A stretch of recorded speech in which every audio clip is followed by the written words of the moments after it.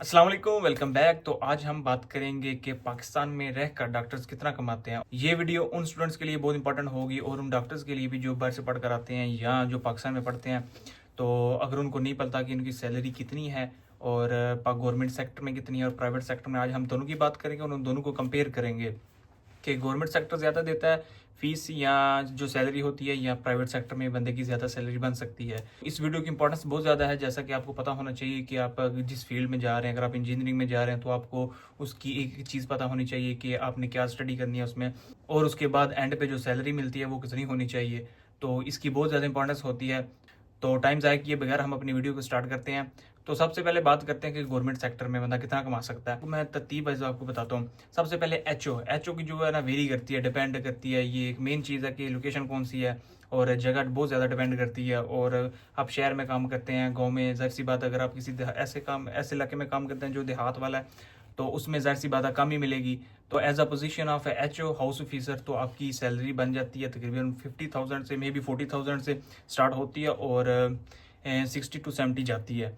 और उसके बाद आता है एमओ यानी कि मेडिकल ऑफिसर की जो सैलरी है ना, वो भी वेरी करती है, डिपेंड करती है, 70 से स्टार्ट हो जाती है। और कुछ ऐसी लोकेशन पे अगर आपको मिल जाए कोई अच्छे हॉस्पिटल में और वो आपको सैलरी काफ़ी ज़्यादा देते हैं, तो ये आपके लिए बहुत बेस्ट होगा। यानी कि 80 से स्टार्ट कर ले, 120 to 130 तक जाती है। एज अ मेडिकल ऑफिसर आपकी जो सैलरी है वो इतनी बन जाती है।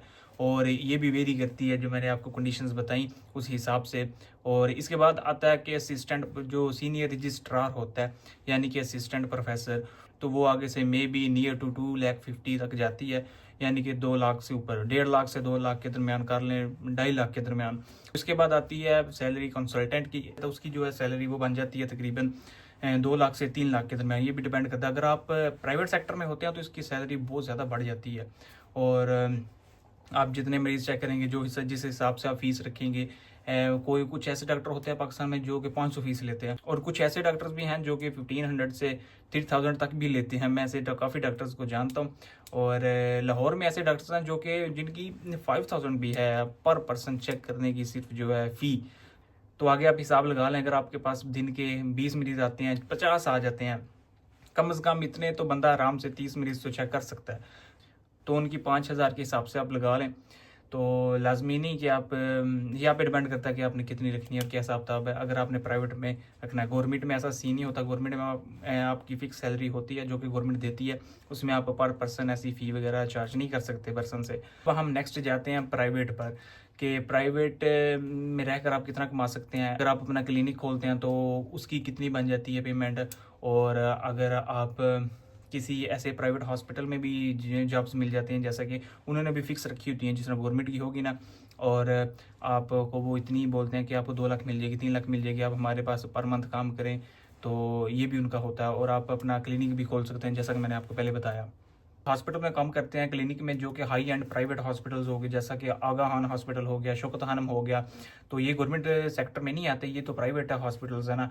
अगर इनमें आप जॉब करते हैं तो इनमें काफ़ी अच्छी आपको सैलरी मिल जाती है। जैसा कि स्टार्ट होती है वो 1,50,000 से तक 5 लाख तक चली जाती है, मे बी कई दफ़ा 6 लाख भी जाती है, अगर आपका ओहदा जितना बड़ा हो, आपने स्पेशलाइजेशन की हो, और उस हिसाब से आपको डिपेंड करती है आपकी सैलरी, और उस हिसाब से मिलती है। तो इससे पहले मैंने आपको बताया कि जो कि प्राइवेट प्रैक्टिस करते हैं डॉक्टर्स, उनकी सैलरी कितनी बनती है, वो फ़ी चार्ज करते हैं अपने क्लिनिक पर या किसी और पर, किसी के भी हॉस्पिटल पर बैठकर। तो वो तकरीबन अगर वेरी करती है, उनकी 2,000 से लेकर 5,000 तक वो अपनी फ़ीस चार्ज करते हैं। तो ये अगर हम बनाएं तो एंड पर बन जाती है मंथ के तकरीबन 5 लाख समथिंग, तो इससे भी ऊपर चली जाती है। तो ये डिपेंड करता है कि फ़ी पर। और अभी हम इसका ना, मैं आपको छोटा सा कंपैरिजन बताता हूँ कि गवर्नमेंट सेक्टर में सैलरीज़ का, प्राइवेट में सैलरीज़ का, और इनका कंपैरिजन करते हैं कि लो किसकी है, ज़्यादा किसकी है, और अदर बाकी जो चीज़ें हैं वो भी समराइज़ करके मैं बता देता हूँ आपको, ये आपके लिए ईजी होगा समझना थोड़ा। तो एक टेबल में फर्स्ट वन हम स्टार्ट ही सैलरी से करते हैं। जो सैलरी मिलती है गवर्नमेंट में वो तकरीबन होती है, समझ लें मीडियम टू लो कर लो, लो टू मीडियम कर लो। और जो प्राइवेट में वो हाई कर लो, जैसा मैंने बताया कि फ़ी पर पेशेंट फ़ी के हिसाब से। और इसके बाद समझ लें जो सेकंड पॉइंट आता है ना, उसमें ये बन जाता है कि जॉब सिक्योरिटी, आपकी जॉब की सिक्योरिटी कितनी है। मतलब कि सिक्योर कितनी है आपकी जॉब। तो गवर्नमेंट में आपकी काफ़ी ज़्यादा सिक्योर होती है जॉब, आपको एकदम नहीं निकाल सकते, कोई ऐसा खतरा नहीं होता कि आपको नौकरी से फ़र्क नहीं कर सकते। और प्राइवेट में ये है कि थोड़ी आपकी ना जॉब की जो सिक्योरिटी है ना, जो लेवल है, वो इनसिक्योरिटी जो है वो थोड़ी हाई होती है, क्योंकि आपको कभी भी किसी भी मौका पर निकाल सकते हैं, या कोई ऐसी कोई चीज़ बन जाती है, कोई ऐसा कोई लम्हा आ जाता है कि आपसे वो डिपेंड करता है, तो वो आपको निकाल सकते हैं। सेकंड पॉइंट ये हो गया। तो आप इसका मैं आपको कंपैरिजन करके बता रहा हूँ, आप अपने माइंड में आप अपना माइंड बनाते जाइएगा कि कौन सा ज़्यादा एंड पे आप खुद फैसला कर लीजिएगा कि कौन सा गवर्नमेंट वाला बेटर है या प्राइवेट वाला। तो इसके बाद आता है वर्कलोड। गवर्नमेंट में जो वर्कलोड होता है वो मीडियम कर लें, और प्राइवेट में जो वर्कलोड होता है उसको वेरिएबल कर लें। समझ लें कि आप पे डिपेंड करता है, आप ज़्यादा कर सकते हैं, ज़्यादा पेशेंट चेक कर सकते हैं, आप कितना काम कर सकते हैं ये आप पे डिपेंड करता है। तो इस हिसाब से प्राइवेट में ना हाई या ना लो है, वो आप पे डिपेंड करता है। और जो गवर्नमेंट में है उसमें वर्कलोड हाई कर लें कि उसमें आपने इतने पेशेंट आए हैं, इतना आपने चेक करना है, इतना काम होता है और ये काम आपने लाजमी करना है। और जो लास्ट वन, जो चौथा कंपैरिजन है ना, वो है कि आपको पेंशन गवर्नमेंट में मिल जाती है, और उसके बाद आपको सिक्योरिटी मिलती है जो कि प्राइवेट में आपको नहीं मिलती है। आपको वो टोटली डिपेंड करता है आपका प्राइवेट में जो कि आपकी अर्निंग होती है, उसमें कोई पेंशन नहीं होती, कोई सिक्योरिटी नहीं होती।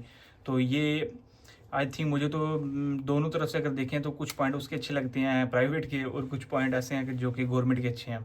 बाकी आप पे डिपेंड करता है। और वीडियो के आई थिंक वीडियो काफ़ी लंबी हो गई है तो मुझे एंड करनी चाहिए। तो एक और मैं साथ साथ आपको ये पॉइंट ऐड कर देता हूँ कि ये आपकी सैलरी जो है ना वो डिपेंड करती है लोकेशन पे, स्पेशलाइजेशन पे, आपने कितना पढ़ा हुआ है। आप अगर सर्जन है तो उस हिसाब से आपकी सैलरी बढ़ती है। अगर आप कंसल्टेंट है तो उसके बाद आपने कोई स्पेशलाइजेशन की है कोई अच्छी, तो जैसे लेप्रोस्कोपी हो गया, डर्माटोलॉजी वाले बहुत ज़्यादा कमाते हैं आजकल, नेफ्रोलॉजिस्ट हो गया। तो इस तरह वो डिपेंड करता है आपकी स्पेशलाइजेशन पे, और इलाके पे डिपेंड करता है, लोकेशन पे, आप किस जगह पे हैं। जैसा कि अगर आप लाहौर में, अगर आप इस्लामाबाद में, अगर कराची में मेन बड़े हॉस्पिटल्स में काम करते हैं तो उसी हिसाब से आपकी जो सैलरी है वो ज़्यादा होगी। और वीडियो के एंड पे साथ साथ मैं आपको ये भी बताता चलता हूँ कि कौन सी ऐसी जो स्पेशलाइजेशंस हैं जो कि अच्छी हैं, और मैं उसमें एक डॉक्टर की जो सैलरी है ना वो ज़्यादा मिल सकती है। उसमें हो गया कार्डियक सर्जन हो गए, उसके बाद नेफ्रोलॉजिस्ट हो गए, उसके बाद प्लास्टिक सर्जरी। आजकल प्लास्टिक सर्जरी का बहुत ज़्यादा स्कोप है, जैसा कि कोरिया में आपने देखा होगा, उनके इतने ज़्यादा प्रोडक्ट्स बन चुके हैं कि आपको ज़रूरत नहीं पड़ती डॉक्टर की, पर फिर भी आपको ये डॉक्टर से मशवरा लेना पड़ता है कि आपने कौन सी चीज़ यूज़ करनी है, क्या नहीं करनी, और उसके बाद आपकी जिल्द के लिए कौन सी चीज़ अच्छी है, क्या चीज़ अच्छी नहीं है। तो आजकल लोगों को बहुत ज़्यादा शौक है कि गोरा होने का, तो उस हिसाब से इसका बहुत ज़्यादा स्कोप है आने वाले दिनों में। और उसके बाद हो गया ऑर्थोपेडिक सर्जन जो होते हैं, आए रोज़ कोई ना कोई, किसी की हड्डी टूटी होती है, कोई एक्सीडेंट, अल्लाह माफ़ करे किसी का एक्सीडेंट हो ना, और अल्लाह आपको सबको हिफाजत में रखे।